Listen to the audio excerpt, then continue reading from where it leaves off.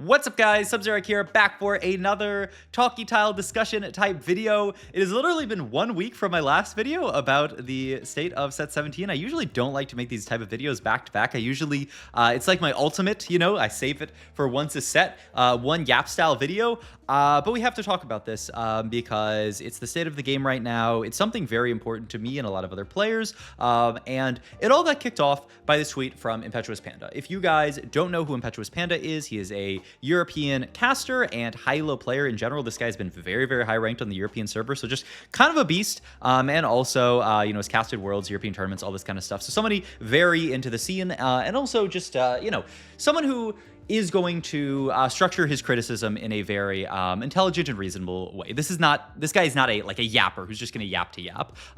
No flame to soju, but so he started off his tweet. Disappointing to see the game's ballast evolving into this state in 17.3. He included the screenshot here. You can see here, Meeple Corky 1.65 play rate, Marauder Mastery 1.13 play rate. This means in your average lobby, there's about three players whose lines are taken up by these. And you guys know if you've played this patch at all, it's usually a lot more than that, right? It could be 4 or 5 people who are playing, 3 Corkies, 2 Master Yis, sometimes even more, sometimes 6, usually not 6 or 7, but such a thing could happen. And so these lines are just super, super over contested. There are not that many viable lines right now. And so Panda, breaks down the issues and how we got here, right? Reroll being over nerfed, right? Leona was out of the line in edge cases, but the edge cases are not what got nerfed. Teemo got nerfed. Leona got nerfed. Primordian got really, really, really hard nerfed to where this line is not playable at all. Things like Space Groove have not been playable for the set, and a lot of things, Space Groove, Nova Emblem, Victor, Reroll, Zaya, LeBlanc, all of these lines got kind of over nerfed and are now just not in a good spot to be played for the entirety of the set. Some emblems have just been really, really hard to play for the entire set. Challenger and Sniper, if you look at the statistics, just look horrible. Space Groove, Sniper, Arbiter, Emblem, and these are just not very playable emblems throughout the entire set. And so if you take some kind of random emblem generator, you have the possibility of missing completely and hitting stuff like this. And then some of the new augments just not being very functional, not being very strong, needing significant buffs to get into a good spot. So Panda tweeted this. There's actually a lot of replies from very high-low players. Dish Soap here, Zaza, Daysik, Nanande, Michael, Raptor. A lot of people weighing in on this. And somebody else who weighed in on this, who honestly has one of the most consequential opinions of all because he works on the set, is Tim, TrueXY here, the balance lead for set 17. And I love this level of communication out of him. He basically went through every single point that Panda has, and this is going to be a bit of a yap video. And so I will say, first and foremost, I'm a positive guy, and I think it's important to give Riot their flowers when they deserve it, and then hold them accountable when stuff is going wrong. This level of transparency is amazing, and I love this, and I think it's great that the balance lead sat down and wrote out this entire tweet talking about the approach here, and this actually does give a lot of insight into what Tim is and the rest of the team are thinking here.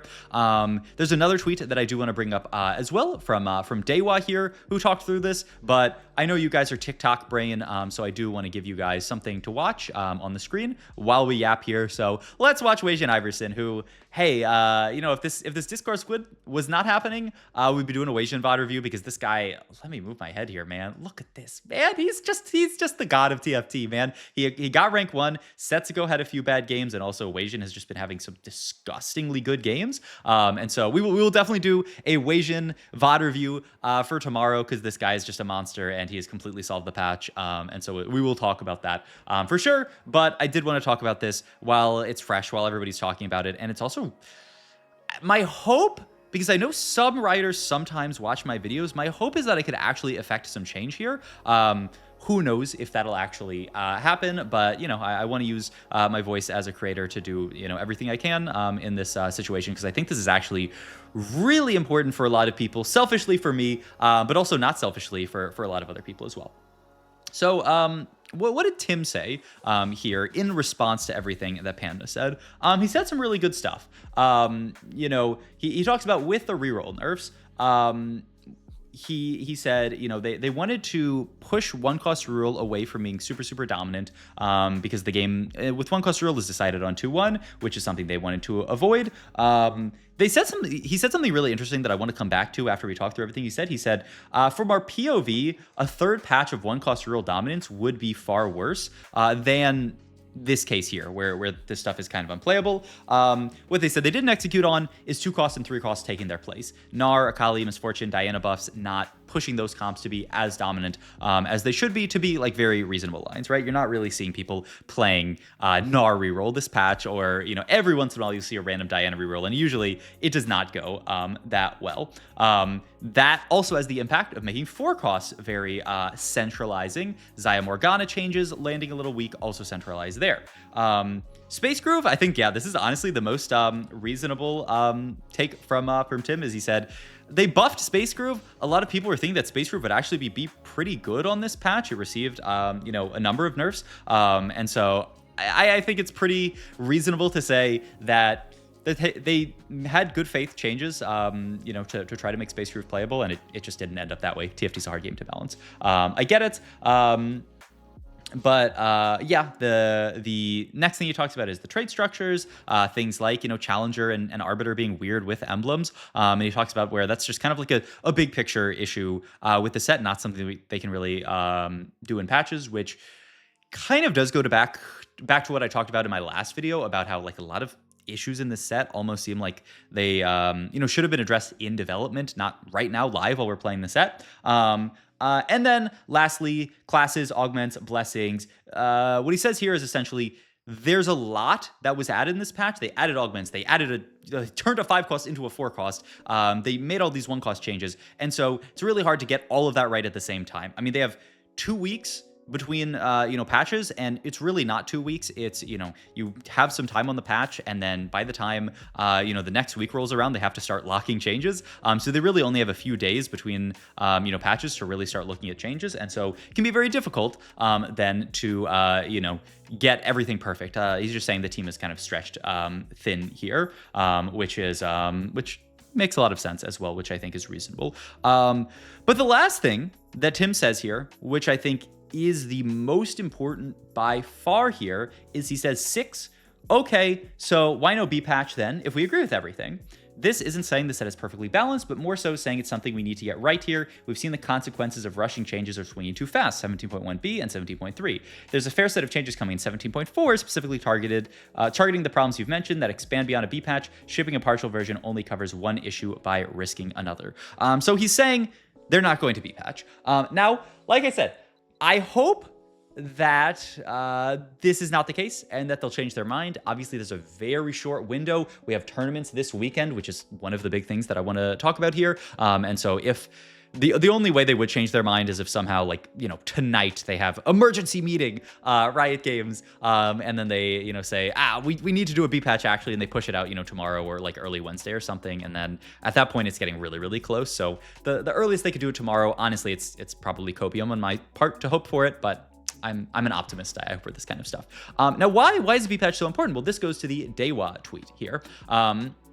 He said, the main thing that he said is, the problem is there isn't a consideration for competitive. If you look at the competitive roadmap, this weekend and next are incredibly packed. You have multiple tournaments within Riot's own ecosystem being played. This cascaded with the very short tier 2 system. LCQ, which is for EWC, Trials, Tactician's Trials, which is tier 2, and Tactician's Cup, TC2, which I think he's using to describe, I forget what it's called, but it's the second tier 1 cup, are all being played. The start of the last tier 2 tournament is this weekend, and it kind of feels like they're maybe getting around to balancing the game. This feels incredibly bad because their set is sort of over after this tournament. I have a lot of opinions on some of the structural issues regarding balance, but I do think they should try to B-patch Corky Rammus ever so slightly, just in an attempt to save these tournaments. Hashtag save tier 2. But yeah, so this tweet from Dewa, I think is perfect, honestly. Really hits everything, and honestly made a point of something that I didn't even really realize was a point that actually like matters a lot here. And so let's talk this through. Why must there be a B patch? Dewa talks about this. There are 3 incredibly consequential tournaments on this patch, and So yes, there's a risk. Obviously, there's a risk whenever they deploy a B patch. The game could get worse. I think some could argue that on the first patch, the B patch actually, brought stuff like a soul completely out of the meta to only be this kind of like check from getting anima items before it was a pretty viable line. And so like some people actually would argue that the patch got worse after that B patch. So there is a risk to that. I would argue that very small changes, there is essentially no risk to if they reverted like Teemo nerf, made this guy a little bit better because Teemo really was not that crazy. Reverted the like Briar nerf or even just the Belveth nerf. You could leave the Briar nerf in there. Slight nerf to something like just Corki's damage itself. Even just something like that would be a huge step in the right direction. You don't even have to go, oh, we're going to like super buff like LeBlanc or Nami, and then those comps end up being dominant, and it's another like horrible thing. I don't think there's actually a very high risk there. And so, in my opinion, it is a low risk, insanely high reward. Because like Dewa said here, there are multiple tournaments on this patch. The tier 1 is not that bad because it's just the second cup. You have the third cup after this. You have the regionals patch. Anyone in tier 1, they might have to play on a slightly frustrating patch, not the end of the world. For people who are LCQ for EWC, this is hugely consequential. This determines if you're with an org or not, determines if you're able to play in this tournament, which is incredibly lucrative for people. So that's obviously something that's really, really consequential for players and could make or break some players' financial situations.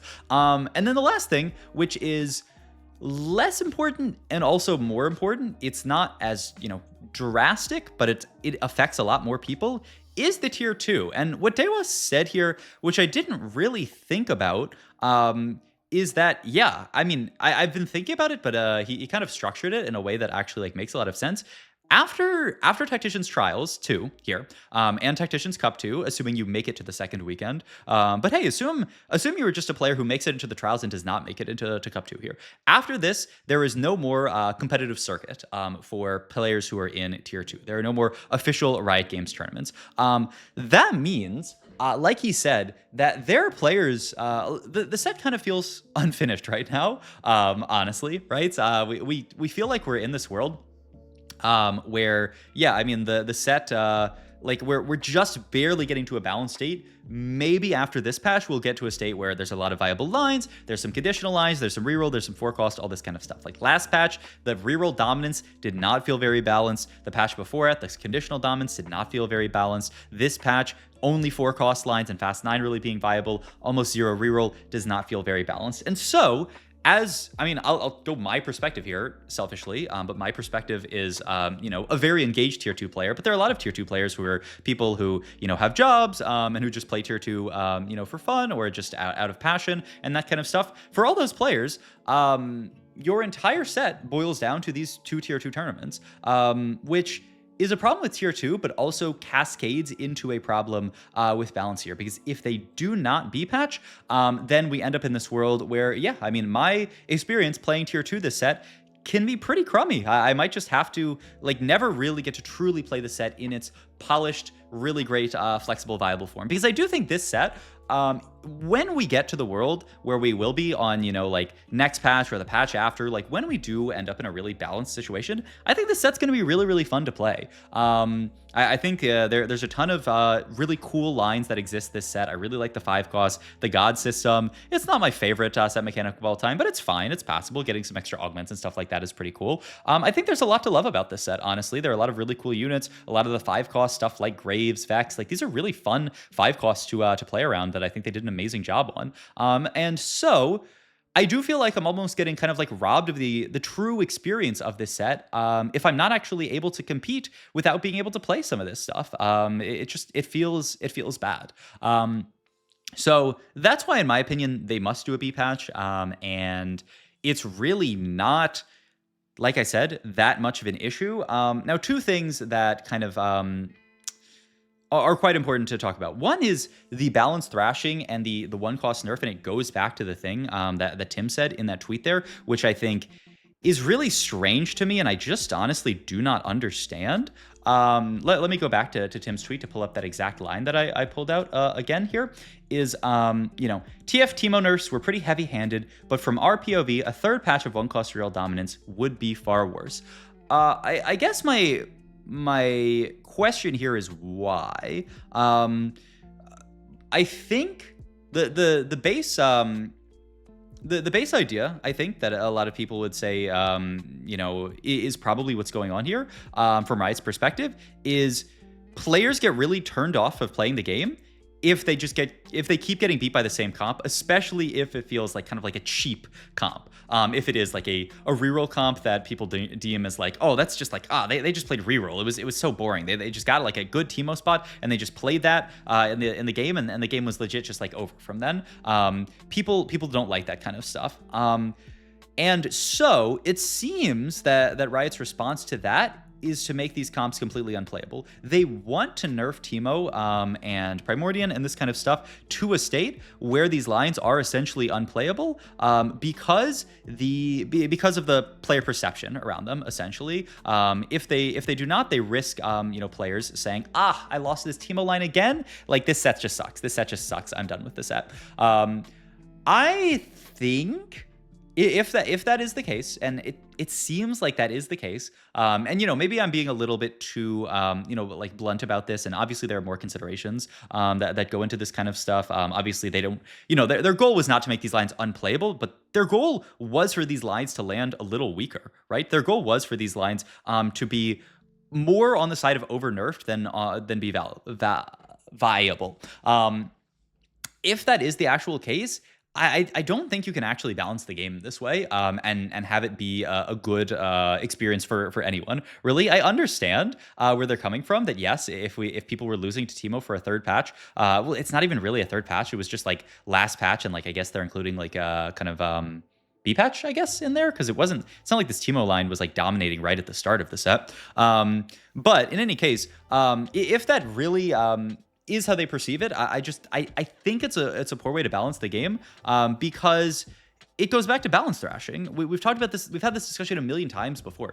It sucks when you spend all of last patch learning Teemo reroll, learning how to optimize it, learning all the arbiters, learning all the artifacts, learning just everything that's good about Teemo reroll, and then you play this patch and the comp's completely unplayable. All of that knowledge just absolutely down the drain. That feels horrible for players. I would argue that feels a lot worse for players than, oh no, this comp that was S tier last patch is now A tier. Like, we can still play it, it's just not completely broken. And it also does really bad things to the game. I mean, you can see what happened this patch, where these lines go from really, really strong to completely unplayable, and it means that all of a sudden there's no one-cost reroll, and because the 3-cost changes don't land really well, and because one-cost reroll is all of a sudden unplayable, the meta becomes really, really thin. It means everybody has to play 4-cost, and TFT is a game where the more people that play 4-cost, the better 4-cost becomes, changes the tempo of the lobbies. And so it is a game that just by definition tends to be quite centralizing. And so you have to be very, very careful with these kind of changes, because it can end up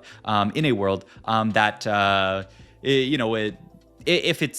if you were anywhere near centralizing, it's like a magnet. The closer you get to centralizing, the magnetic pull of the way that TFT is designed pulls even closer, and just eventually just boom, you fly over to the magnet there, and you're at just everybody's playing 4-cost.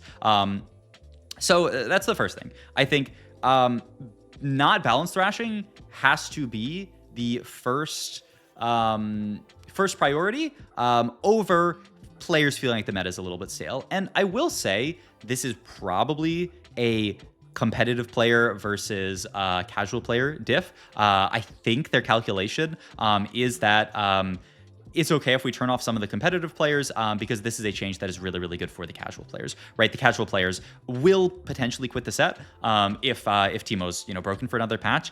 I mean, once again, that goes to like research that they've done on player sentiment and stuff like that. And so Riot, I will say, probably knows best on that. I will just say it feels bad as someone who is competitive, and at the end of the day, like, the competitive players are the lifeblood of the set, right? The person who plays 10 or 15 or 20 games of TFT a set is not the person who is, really, playing the majority of the games of TFT set. It's the people who are queuing hundreds and hundreds of games. And if you burn those players out, stuff starts to become really, really rough. You don't have people who want to, compete and all that kind of stuff. So that's that. And then the second piece of this, we'll probably have to go into another Wage and Iverson VOD review, and I'll try to keep this short. Actually, we're only at 20 minutes of the VOD. I could yap forever. Is the tier 2 system just feels bad. This is especially coming for me now where, I have quit my job and I'm playing TFT, which kids, I'm not saying that that's a great financial decision out there. But I will say, is that, Riot wants, tier 1 to exist and this kind of stuff to exist within TFT. And so I do think, tier 2 being a viable path to tier 1 is quite valuable for anybody, for the people who aren't just already in tier 1. You want to have a vibrant tier 2, the tier 2 feeding into tier 1. You want that to exist so that you don't end up in a world where it's just all these people playing tier 1 and there's every once in a while a few people playing in tier 2, but people don't really care about it too much. So tier 2 being active is something that I think is actually quite good for the scene, and it's good for tier 1 as well, good for the opens and all that kind of stuff.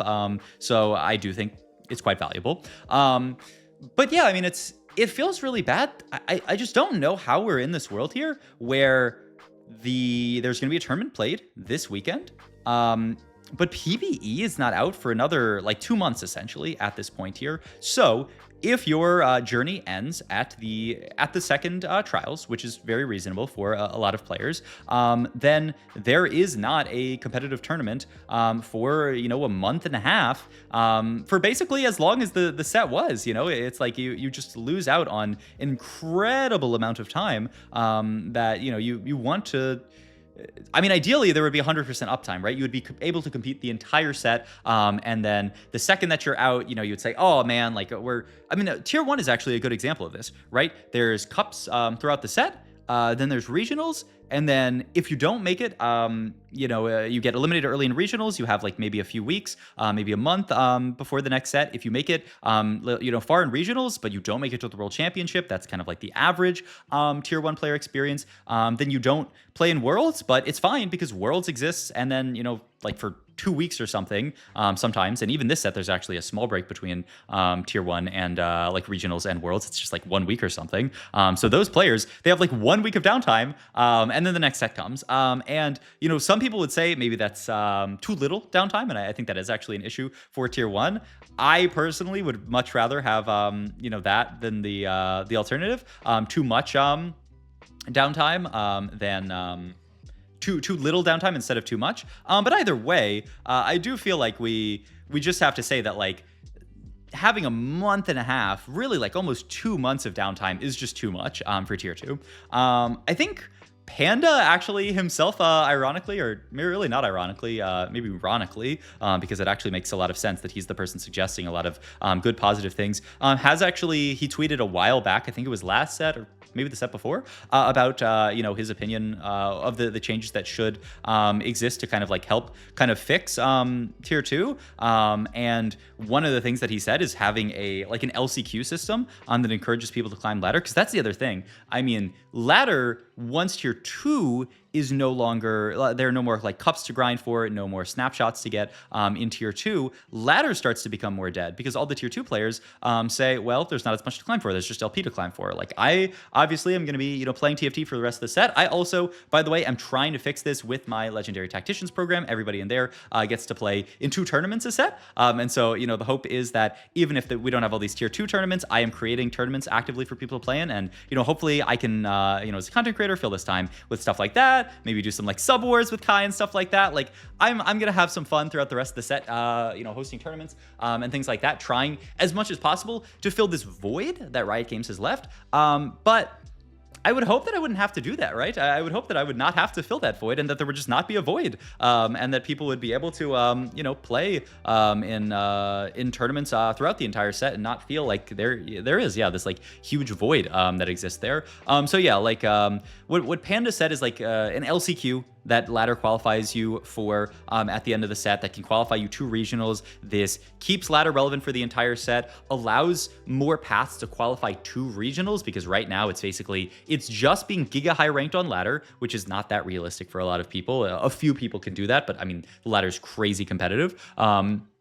So it's being giga cracked on ladder or being top 10 in the 2 cups. So if you don't go top 10 in the 2 cups, your competitive season is completely over. And so it feels rough, especially, someone like me who I think of myself as an up and coming tier 2 player. I've been watching a lot of Haikyuu recently, and I really identify with Hinata, the main character in Haikyuu, because I feel like I'm a beast at some stuff, and I have a lot of work to do in other stuff. And hey, eventually I'll be the absolute beast that he is. Well, I haven't actually finished the show yet. I'm on season 3, so we're getting there. But he's definitely powering up. He's kind of a beast. And I'm also very enthusiastic as he is.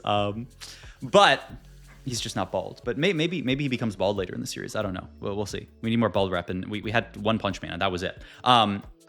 But as like a kind of like up and coming tier 2 player, it does feel bad for me that like I feel like I don't get that many chances to potentially like prove myself. There's not that many chances for me to promote into tier 1, and not saying that I'm one of these best players who immediately deserves to promote into tier 1. I got to keep working on my game. I've said this a million times before, but I feel like having more opportunities can't be a bad thing. Encourages people to play, encourages them to climb on ladder, all this kind of stuff.